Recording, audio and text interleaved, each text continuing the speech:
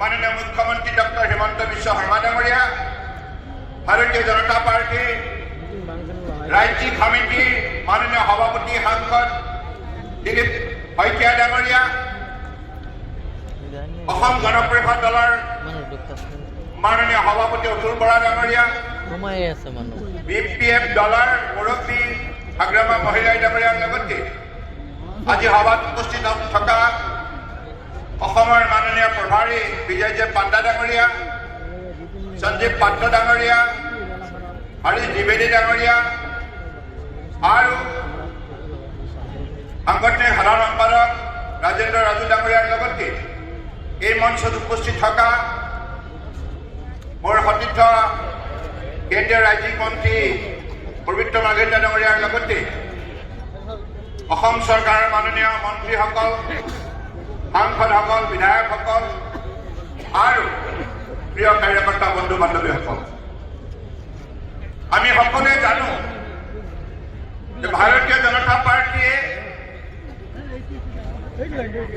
2016 চনৰ পৰা আজিলৈকে নিৰন্তৰভাৱে মাননীয় প্ৰধানমন্ত্ৰী নৰেন্দ্ৰ মোদী ডাঙৰীয়াৰ বলিষ্ঠ নেতৃত্বত আমি আমাৰ অসমখনত বসবাস কৰা প্ৰতিটো জাতি জনগোষ্ঠী ভাষা ভাষী ধৰ্মাৱলী লোকক আজি সামাজিক ন্যায় দিয়াৰ ক্ষেত্ৰত সফলতা অৰ্জন কৰিছে। অৰ্থনৈতিকভাৱে স্বাৱলম্বী হোৱাৰ ক্ষেত্ৰত উল্লেখযোগ্য সহযোগিতা আগবঢ়াইছে। আৰু আটাইতকৈ ডাঙৰ কথা, এইখন অসম এটা সময়ত উত্তৰ পূৰ্বাঞ্চলৰ লগতে অশান্ত অঞ্চল হিচাপে জনাজাত আছিল।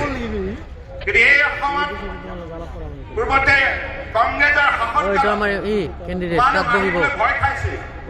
কংগ্ৰেছৰ নিকৃষ্ট সস্তীয়া ৰাজনীতি আৰু বিভাজন নীতিৰ যোগেদি অসমত বসবাস কৰা বিভিন্ন জাতি জনগোষ্ঠীৰ মাজত সংঘাত সৃষ্টি কৰি অসমখন সম্পূৰ্ণৰূপে দুৰ্বল কৰি ৰাখিছে। আৰু সেই কংগ্ৰেছে অসমৰ জাতি, মাটি, ভেটি, কৃষ্টি, সংস্কৃতি, ভাষা, সাহিত্য সম্পূৰ্ণৰূপে নিৰাপত্তাহীনতাৰ মাজলৈ ঠেলি দিছিল। কাৰণ কংগ্ৰেছ দলটোৱে জন্মলগ্নৰ পৰা সদায় অবৈধ বিদেশীক প্ৰাধান্য দি আহিছে। আৰু এইখন অসমতো অবৈধ বিদেশীক তেখেতসকলে নিৰাপত্তা দিবৰ বাবে 1983 চনৰ 20 অক্টোবৰ তাৰিখে তেখেতসকলে বলপূৰ্বকভাৱে অসমত জাপি দিছিল। অবৈধ বিদেশীক নাগৰিকত্ব প্ৰদান কৰা, মাটি ভিত্তি দি স্থায়ীভাৱে ইয়াত নিগাজিকে থকাৰ সুবিধা প্ৰদান কৰা, সম্পূৰ্ণৰূপে অসমীয়া জাতিৰ পৰিপন্থী সিদ্ধান্ত লৈ ভাৰতবৰ্ষৰ ৰাষ্ট্ৰীয় একতা, অখণ্ডতা আৰু সাৰ্বভৌমত্বৰ বিৰুদ্ধে কংগ্ৰেছে ঘৃণনীয় ৰাজনীতিত লিপ্ত হৈছিল, সম্পূৰ্ণৰূপে দেশ বিৰোধী কামত লিপ্ত হৈছিল।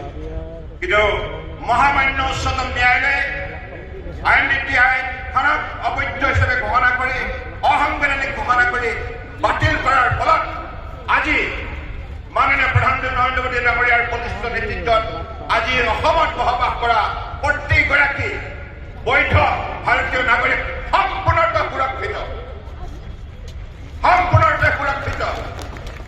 আৰু আজি বিজেপি নেতৃত্বাধীন NDA চৰকাৰে দিল্লী আৰু অসমত যি ধৰণে নিৰন্তৰভাৱে খিলঞ্জীয়া লোকক নিৰাপত্তা দিয়াৰ কামত আত্মনিয়োগ কৰিছে, মাননীয় প্ৰধানমন্ত্ৰী নৰেন্দ্ৰ মোদী ডাঙৰীয়া, গৃহমন্ত্ৰী অমিত শ্বাহ ডাঙৰীয়াৰ যৌথ প্ৰচেষ্টাত আজি অসম তথা উত্তৰ পূৰ্বাঞ্চলত যেনেধৰণে শান্তি প্ৰতিষ্ঠা হৈছে আৰু লগতে সমগ্ৰ অসমতে, সমগ্ৰ উত্তৰ পূৰ্বাঞ্চলতে মাননীয় প্ৰধানমন্ত্ৰী ডাঙৰীয়াই তেখেতৰ নিৰন্তৰ প্ৰচেষ্টাত আন্তৰিকতাৰে গোটেই অঞ্চলৰ সমস্যাবিলাক সমাধান কৰাৰ বাবে যি দৃষ্টান্তমূলক পদক্ষেপ লৈছে, তাৰ বাবে আজি অসমৰ লগতে উত্তৰ পূৰ্বাঞ্চল ভাৰতবৰ্ষৰ বুকুত অন্যতম শক্তিশালী অঞ্চল হিচাপে পৰিগণিত হৈছে।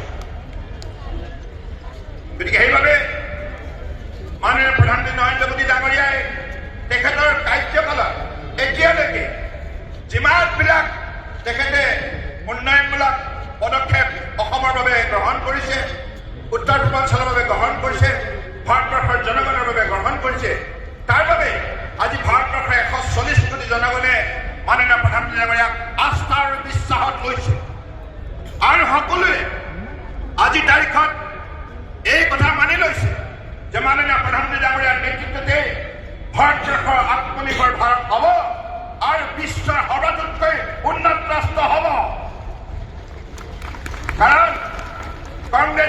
ঘৃণনীয় দুৰ্নীতি ভ্ৰষ্টাচাৰ বিভাজন নীতিৰ ফলত এই অঞ্চলটোৰ পূৰ্বতে ৰাষ্ট্ৰপতিলৈ নাছিল, দলঙো নাছিল, চিকিৎসাৰ পৰা আৰম্ভ কৰি সকলো ক্ষেত্ৰতে অসম পিছ পৰি আছে।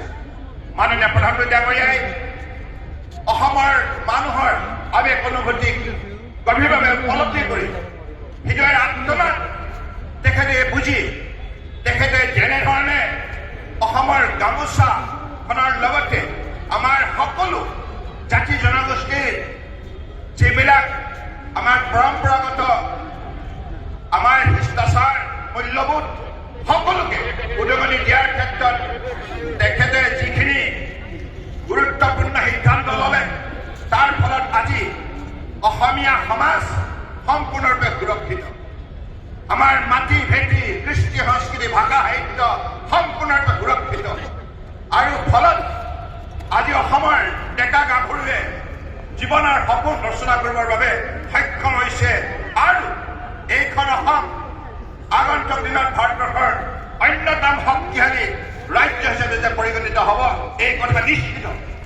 আজিও আপোনালোকে দেখিছে মাননীয় প্ৰধানমন্ত্ৰী ডাঙৰীয়াই কিছু সময়ৰ আগতে মৰাণত এটা এমাৰ্জেঞ্চি লেণ্ডিং ফেচিলিটি অৰ্থাৎ এটা নতুন এয়াৰপৰ্ট তেখেতে প্ৰদান কৰিলে বুলি আপোনালোকে গ্ৰহণ কৰিব পাৰে। কাৰণ 4 কিলোমিটাৰ দৈৰ্ঘ্যৰ এটা ৰানৱে সদৃশ তাত সম্পূৰ্ণৰূপে ব্যৱস্থা কৰাৰ ফলত ৰাস্তাৰ ওপৰতে আজি কেইবাখনো যুঁজাৰু বিমান অৱতৰণ কৰিলে, লগতে মালবাহীৰ পৰা আৰম্ভ কৰি বিভিন্ন এমাৰ্জেঞ্চি সময়ত ব্যৱহাৰ কৰিব পৰা জাহাজ তাত লেণ্ডিং কৰি সফলতাৰে এই যিটো পদক্ষেপ ইয়াক প্ৰমাণ কৰিলে। গতিকে এনেধৰণে আজি গুৱাহাটী আৰু নৰ্থ গুৱাহাটীৰ এই দলং উদ্বোধন কৰি আৰু লগতে Indian institute of management technology centre ইত্যাদি ইত্যাদি আজি তেখেতে উদ্বোধন কৰি এই কথা সমগ্ৰ ভাৰতবৰ্ষৰ জনগণক অৱগত কৰিলে যে এইখন অসম তেখেতে কোৱাৰ দৰে ফৰ আছাম সেই দিশত প্ৰতিষ্ঠা লাভ কৰিবলৈ আত্মবিশ্বাসে প্ৰগতি লাভ কৰিছে। গতিকে পৰম শ্ৰদ্ধাৰ প্ৰিয় সতীৰ্থ সহকৰ্মীসকল, মই আপোনালোকক এটাই আহ্বান জনাওঁ, আপোনালোকৰ কঠোৰ পৰিশ্ৰমৰ বাবে আমি প্ৰতিটো নিৰ্বাচনত জয়যুক্ত হৈছো। আগন্তুক দিনত নিৰ্বাচন হ'ব অসম বিধানসভাৰ। গতিকে এই নিৰ্বাচনত আমি দিলীপ শইকীয়া ডাঙৰীয়াই কোৱাৰ দৰে আমি অভিলেখ সৃষ্টি কৰিব লাগিব। পাৰিবনে নাই? পাৰিবনে নাই? পাৰিবনে নাই? আমি পাৰিম, কাৰণ আমাৰ নেতা নৰেন্দ্ৰ মোদী ডাঙৰীয়া। নৰেন্দ্ৰ মোদী ডাঙৰীয়া জিন্দাবাদ, নৰেন্দ্ৰ মোদী ডাঙৰীয়া জিন্দাবাদ, নৰেন্দ্ৰ মোদী ডাঙৰীয়া জিন্দাবাদ। আৰু এটা কথা কওঁ, ভাৰতীয় জনতা পাৰ্টি বিশ্বাস কৰে nation first party second self last, অৰ্থাৎ আমি সদায় দেশৰ বাবে সমৰ্পিত ভাৱনাৰে সেৱা কৰিব লাগিব। আমাৰ বাবে ৰাষ্ট্ৰ প্ৰথম। গতিকে সেইবাবে সেই মানসিকতাৰে আমি ভাৰতীয় জনতা পাৰ্টীত আজি সকলোৱে যোগদান কৰিছো আৰু এই মহামঞ্চৰ যোগেদি মা ভাৰতী শ্ৰী শৰণ বৰদোৱাই নিষ্ঠাৰে সেৱা আগবঢ়াবৰ বাবে সংকল্প গ্ৰহণ কৰিছো। গতিকে আমি সদায় মনত ৰাখিব লাগিব, সততা নিষ্ঠাৰে কাম কৰিব লাগিব আৰু আমি এই কথা প্ৰমাণ কৰিব লাগিব যে পৃথিৱীৰ বুকুত যদি শক্তিশালী মূল্যবোধ জনতা পাৰ্টি। এই কথাকে কৈ মই আজি পুনৰবাৰ সমবেত প্ৰত্যেকগৰাকী কাৰ্যকৰ্তা বন্ধু বান্ধৱীক আন্তৰিক কৃতজ্ঞতা জ্ঞাপন কৰিছো। আপোনালোক মহান, আপোনালোকৰ ভগৱানে যি শক্তি দিছে আৰু ভাৰতীয় জনতা পাৰ্টীয়ে যিটো দৰ্শন দিছে আৰু আমাৰ নেতৃত্ব বিশেষকৈ নৰেন্দ্ৰ মোদী ডাঙৰীয়াৰ নেতৃত্বত আজি ভাৰতবৰ্ষই বিশ্বৰ বুকুত যেনে পৰিচয় বুটলিবলৈ সক্ষম হৈছে। আৰু মাননীয় প্ৰধানমন্ত্ৰী ডাঙৰীয়া সদায় এটি কথা বিশ্বাস কৰে, বিৰাসত ভি বিকাশ ভি।